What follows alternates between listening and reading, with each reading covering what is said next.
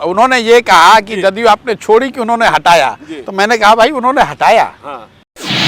जदयू की आंतरिक बैठकों में एक बार नहीं कम से कम 3 या 4 अवसरों पर इस पर आधिकारिक तौर पे चर्चा हुई।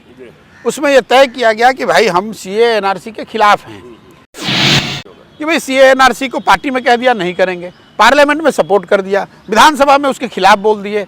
तो इस कन्फ्यूजन से परेशानी थी मुझे। पार्लियामेंट में बीजेपी के साथ हो गए, स्टेट में कोई दूसरी बात कर रहे हैं, स्टेट में कुछ बात कह रहे हैं, पार्लियामेंट में कुछ कह रहे हैं। उससे क्या है कि राजनीतिक तौर पे लोग ये समझते नहीं कि भाई आप करना क्या चाहते हैं। तो ये जो दोनों साइड को साधने का प्रयास है, मुझे लगता है उससे दिक्कत है। नीतीश जी भाजपा के साथ रहना चाहते हैं तो खुल के रहिए, मैंने ये पिछले प्रेस कॉन्फ्रेंस में भी कहा था। अच्छा, आपने दिल्ली में एक इंटरव्यू में कहते कहते कह दिया था कि जेडीयू से तो आपको मार कर भगाया गया था।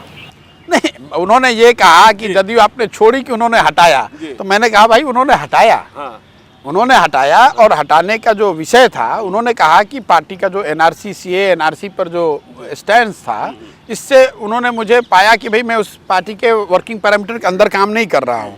अब देखिए, जदयू के, मैं उस समय उनका उपाध्यक्ष था, जदयू की आंतरिक बैठकों में एक बार नहीं कम से कम 3 या 4 अवसरों पर इस पर आधिकारिक तौर पे चर्चा हुई। उसमें यह तय किया गया कि भाई हम सीए एनआरसी के खिलाफ हैं। उसके बाद अचानक से मुझे एक दिन खबर मिल रही है कि भाई पार्लियामेंट में पार्टी ने वोट कर दिया सीए एनआरसी के पक्ष में। तो मैंने नीतीश जी से बात की कि साहब हम लोग तो इसके खिलाफ में हैं, ये फिर वोट क्यों कर दिया?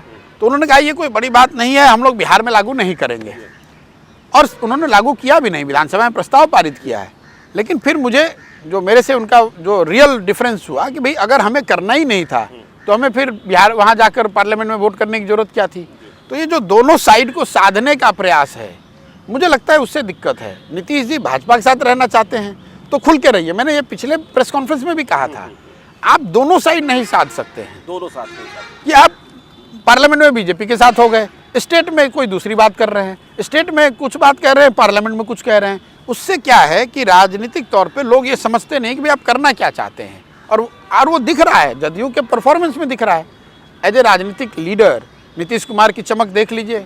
जब आपकी क्लैरिटी है, आपके एमपी एमएलए हो ना हो, लेकिन ये लोगों को पता है कि भाई आदमी जो कह रहा है वो ये कह रहा है, और ये इससे आप चाहे तो जुड़े, ना चाहे तो ना जुड़े।